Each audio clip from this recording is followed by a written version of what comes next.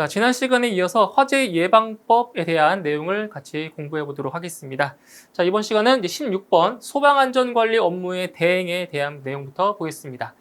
자, 소방안전관리 대상물 중 연면적 등이 일정 규모 미만인 대통령령으로 정하는 소방안전관리 대상물. 이것도 아까 이제 밑에 있는 표를 보시면 되는데, 자, 대통령령으로 정하는 소방안전관리 대상물이라고 하면 지상층의 층수가 11층 이상인 1급 소방안전관리 대상물. 근데 연면적 15,000제곱미터 이상인 특정 소방 대상물과 아파트는 제외라고 했고요. 그리고 2급, 그리고 3급 소방안전관리 대상물이 되겠습니다.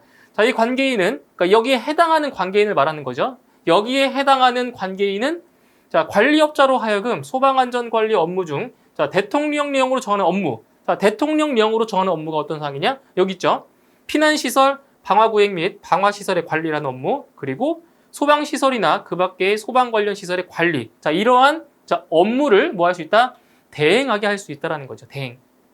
자, 이 경우 선임된 소방안전관리자는 관리업자의 대행 업무 수행을 감독하고 대행 업무 외 소방안전관리 업무는 직접 수행하여야 한다. 자, 이러한 내용이 있고요. 자, 그 다음 이제 3번 내용을 보시면 소방안전관리 업무를 관리업자에게 대행하게 하는 경우에 대가, 이제 금액을 말하는 거죠. 대가는 엔지니어링 산업진흥법 제31조에 따라 산업통상자원부 장관이 고시한 이걸 아셔야 됩니다. 엔지니어링 사업 대가 기준 중에서 실비 정액가산 방식에 따라 산정한다. 자, 여기 시험에 출제되고 있어요. 아시겠죠? 엔지니어링 사업 대가 기준 중에서 실비 정액 가산 방식이다. 이거를 좀 기억을 하시면 되겠습니다. 자, 그 다음 내용 보시죠. 자, 이제 소방안전관리자 선임 신고에 대한 내용입니다. 자, 소방안전관리자 같은 경우는 30일 이내에 선임을 하게 되어 있고요. 자, 선임을 했을 때, 그때 이제 언제까지 신고를 해야 되는지, 이제 그거에 대한 내용인데, 자, 소방안전관리 대상물의 관계인이 소방안전관리자 또는 소방안전관리 보조자를 선임한 경우에는 행정안전부령으로 정하는 바에 따라 선임한 날부터 며칠 이내에 중요합니다.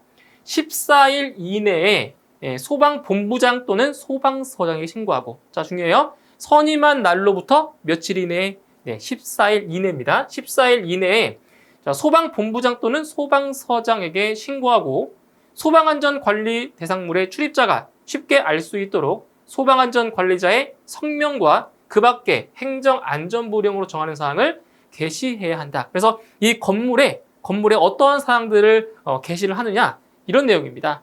자, 성명, 소방안전관리자의 성명, 이름 명시해줘야 되고요.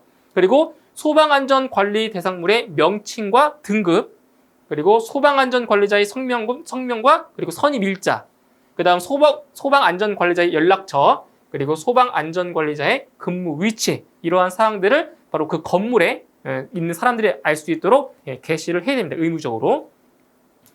자, 그리고 소방안전관리 대상물의 관계인이 소방안전관리자 또는 소방안전관리 보조자를 해임한 경우에는 그 관계인 또는 해임된 소방안전관리자 또는 소방안전관리 보조자는 소방본부장이나 소방서장에게 그 사실을 알려 해임한 사실의 확인을 받을 수 있다라는 내용이 있습니다.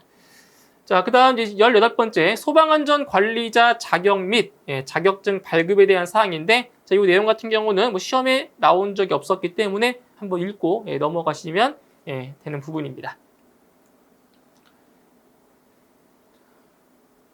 여기 내용들이 있죠? 네, 이런 것들은 한번 쭉 읽어보시면 되고요. 자, 그 다음 19번 소방안전관리자 자격의 정지 및 취소에 대한 사항입니다. 여기는 시험에 출제되고 있기 때문에 좀 주의 깊게 보실 필요가 있습니다.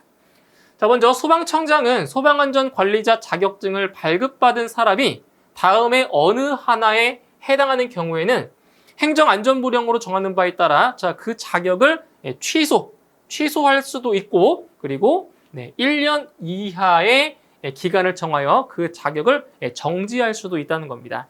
자, 그러면 어떠한 사항이 자격 취소 사항이고 사유고, 그리고 어떠한 사항이 자격 정지인지를 이제 구분하셔야 되는데, 자, 먼저 자격 취소 같은 경우는 거짓이나 그 밖의 부정한 방법으로 소방안전관리자 자격증을 발급받은 경우, 거짓으로 부정한 방법으로 발급받은 경우는 무조건 취소고요.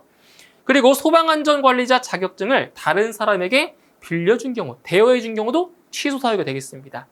자, 그 다음에 이제 1년 이하의 기간을 정해서 자격을 정지할 수 있는 사유가 있는데, 자, 소방안전관리 업무를 게을리한 경우, 그 다음 실무 교육을 받지 아니한 경우, 그 다음 이 법 또는 이 법에 따른 명령을 위반한 경우, 자, 이런 경우는 1년 이내의 기간을 정해서 자격을 정지할 수가 있겠습니다. 자, 그리고 소방안전관리자 자격이 취소된 사람은 취소된 날부터 몇 년간? 2년간 소방안전관리자 자격증을 발급받을 수가 없습니다. 이러한 사항도 알고 계시면 되겠습니다. 자, 그 다음 보시면 소방안전관리자 등에 대한 교육입니다. 소방안전관리자에게 이제 교육을 시켜주는 내용들인데, 자, 먼저 소방안전관리자가 되려고 하는 사람 또는 소방안전관리자로 선임된 사람은 소방안전관리 업무에 관한 능력의 습득 또는 향상을 위하여 행정안전부령으로 정하는 바에 따라 소방청장이 실시하는, 그죠? 여기 보시면 소방청장이 실시하는 거예요. 소방청장이 실시하는 다음에 강습교육 또는 실무교육을 받아야 한다. 그러니까 소방안전관리자로 선임됐을 경우에 이제 그 사람들이 이제 보수교육을 받는다고 보시면 되겠죠. 자, 그래서 이제 강습교육 같은 경우는 소방안전관리자의 자격을 인정받으려는 사람으로서 대통령령으로 정하는 사람, 그리고 소방안전관리 업무를 대행하는 관리업자를 감독할 수 있는 사람으로 선임된 소방안전관리자로 선임되고자 하는 사람, 그리고 건설 현장 소방안전관리자로 선임되고자 하는 사람, 이러한 사람들이 바로 강습교육을 받게 되어 있습니다. 실무교육도 한번 쭉 보시면 되고요.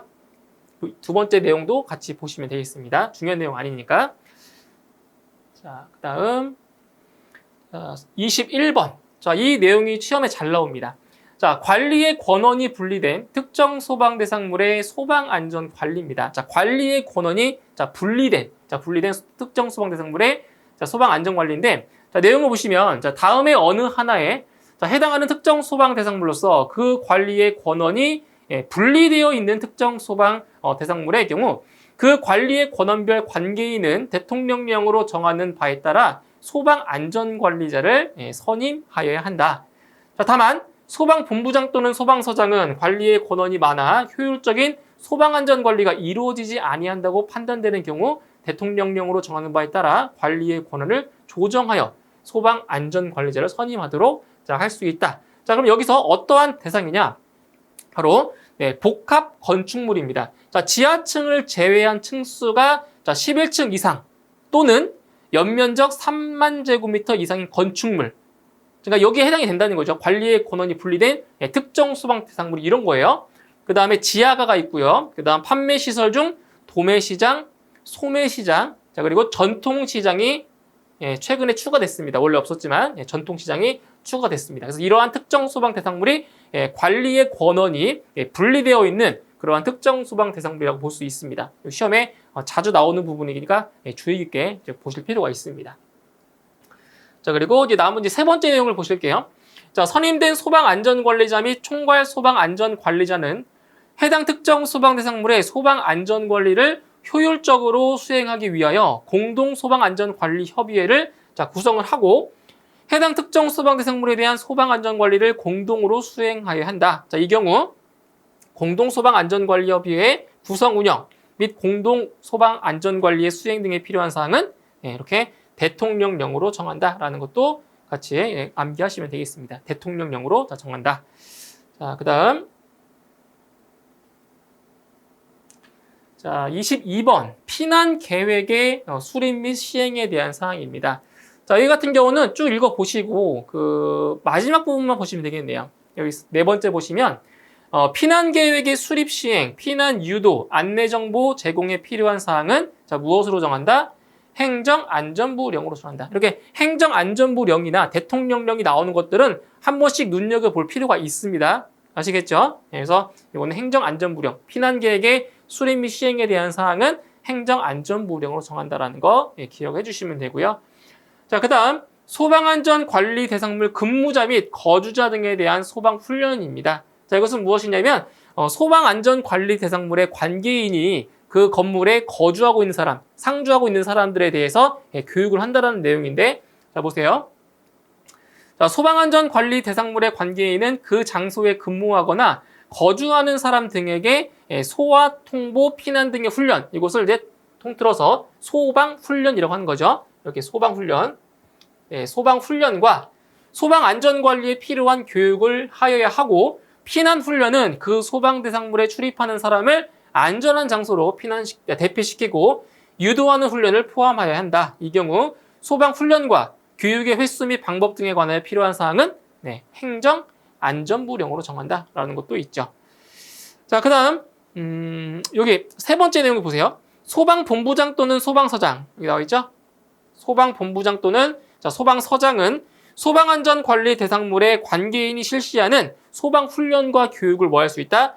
지도와 감독을 할 수 있다는 거죠. 그래서 관계인이 실시하는 소방훈련과 교육을 지도, 감독하는 자가 누구다? 바로 소방본부장 또는 소방서장이 되겠습니다. 이런 사항들만 좀 눈여겨보실 필요가 있겠습니다. 자, 그리고 여기 이제 다섯 번째 내용을 보실게요. 자, 소방본부장 또는 소방서장은 소방훈련과 교육을 실시한 경우에는 그 결과를 평가할 수 있다. 자, 이 경우 소방훈련과 교육의 평가 방법 및 절차 등에 필요한 사항은 무엇으로 정한다? 그렇죠? 행정안전부령으로 정한다. 이런 것들도 꼭 기억을 하셔야 되겠습니다.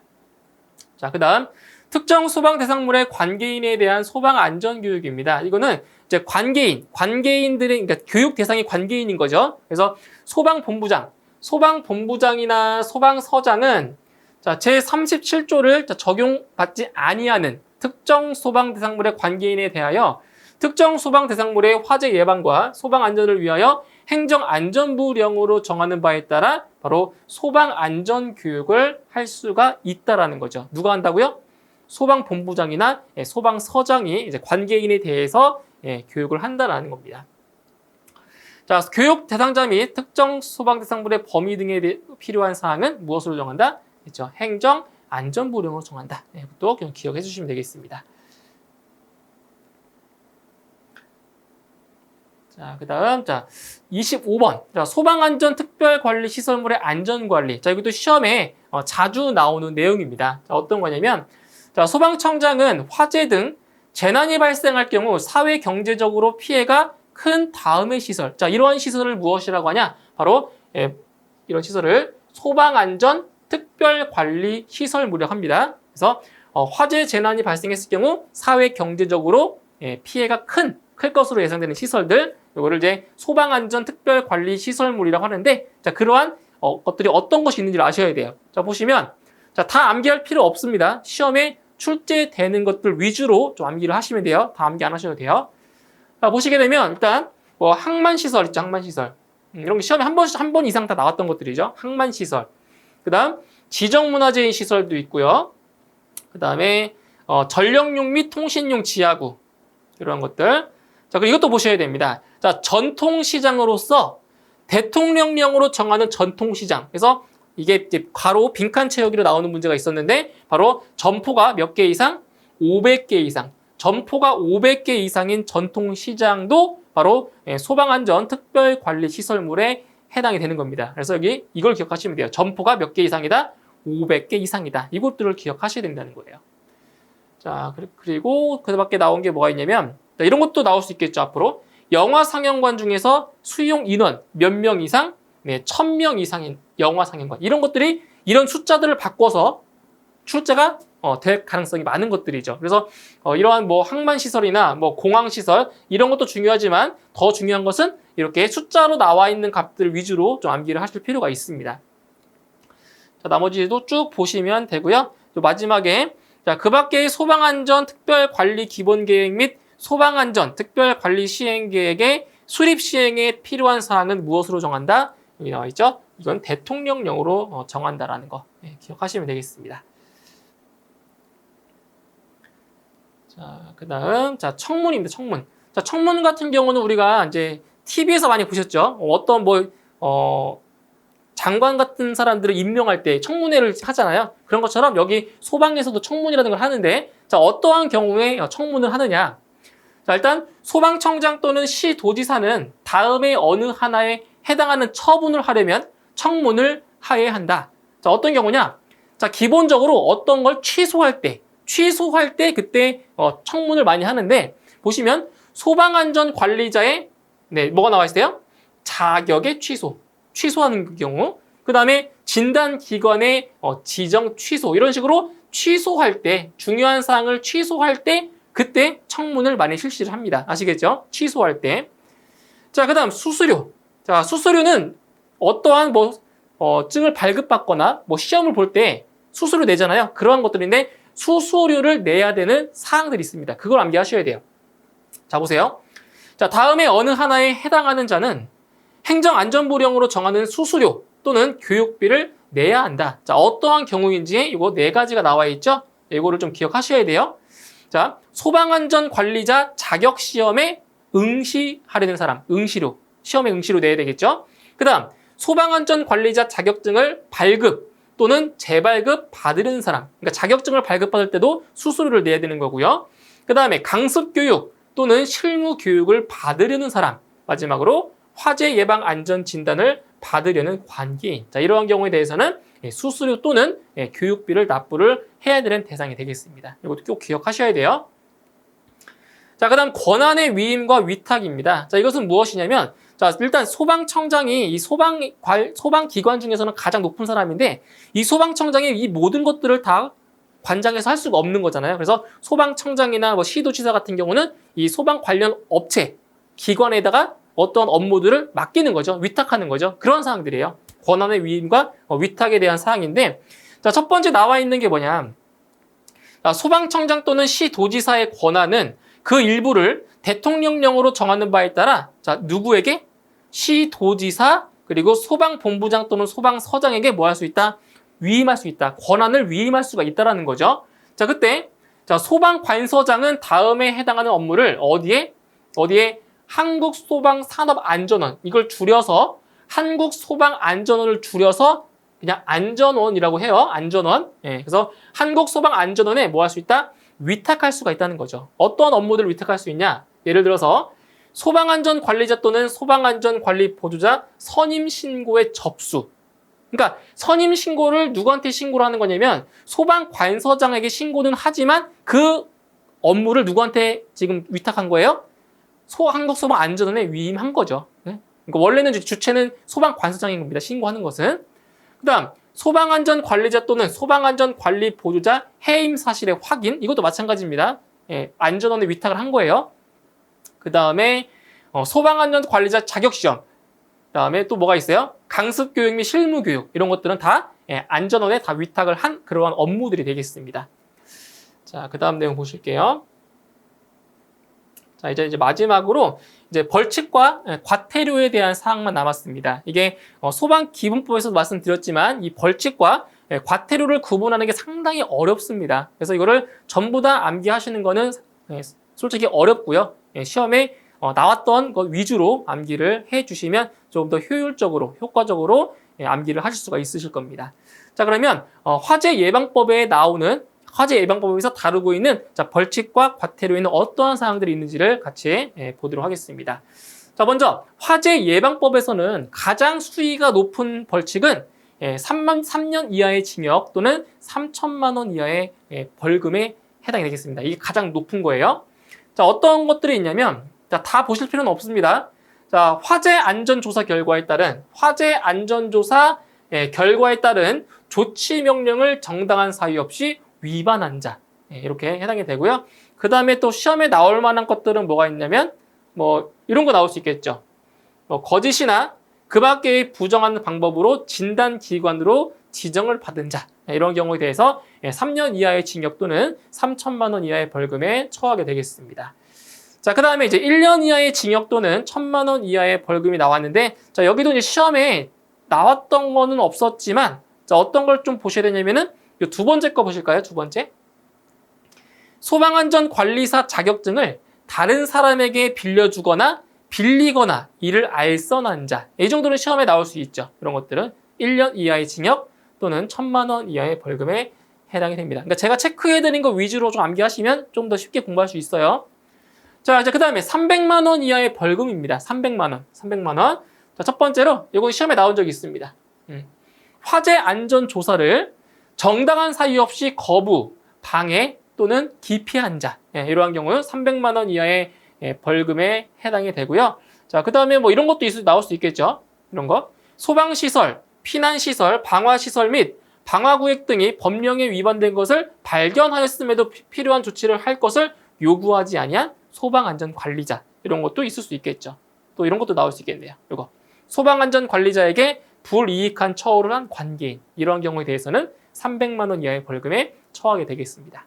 나머지도 한 번 더 읽어보셔야 돼요. 그러니까 암기는 못하더라도 한 번씩은 읽어보셔야 됩니다. 어떤 내용들이 있는지.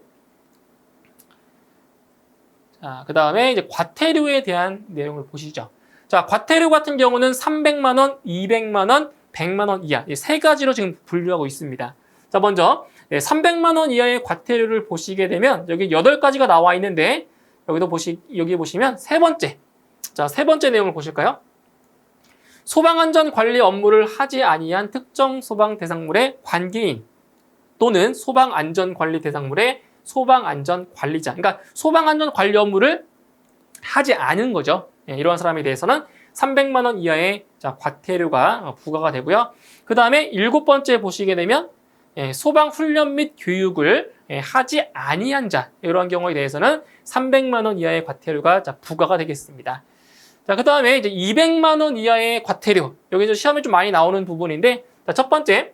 자, 불을 사용할 때 지켜야 하는 사항 및, 여기 나와 있죠. 특수가연물. 이거 시험에 잘 나오는 거예요. 특수가연물의 저장 및 취급 기준을 위반한 자. 자, 그리고 소방시설 등의 설치 명령을 정당한 사유 없이 따르지 아니한 자. 이것도 시험에 나올 수 있고요. 그 다음, 기간 내에 소방안전관리자 또는 소방안전관리 보조자 선임 신고를 하지 아니하거나 소방안전관리자의 성명 등을 게시하지 아니한 자. 그래서 이 소방안전관리자를 선임 신고 기간이 언제였어요? 14일 이내였죠? 그 14일 이내에 신고하지 않은 경우에 대해서 이렇게 200만 원 이하의 과태료가 부과가 된다는 거죠. 자, 이 정도 알고 계시면 되고요.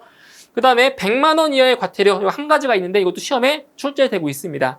바로 실무 교육을 받지 아니한 소방안전관리자 및 소방안전관리 보조자. 그러니까 실무 교육을 받지 아니한 소방안전관리자 같은 경우는 100만 원 이하의 과태료가 부과가 되게 되겠습니다. 자, 그래서 1번부터 3번까지 자, 이 과태료죠. 1번부터 3번까지에 따른 과태료는 자, 대통령령으로 정하는 바에 따라 소방청장, 시도지사, 소방본부장 또는 소방서장이 자, 부과하고 징수한다라는 내용까지 알고 계시면 되겠습니다. 자, 여기까지 해서 이번 시간에 화재 예방법에 대한 내용을 같이 알아보았고요. 다음 시간에는 화재 예방법 시행령에 대해서 같이 공부하도록 하겠습니다. 자, 오늘 영상은 여기서 마무리하고요. 저는 다음 시간에 다시 뵙도록 하겠습니다. 수고하셨습니다.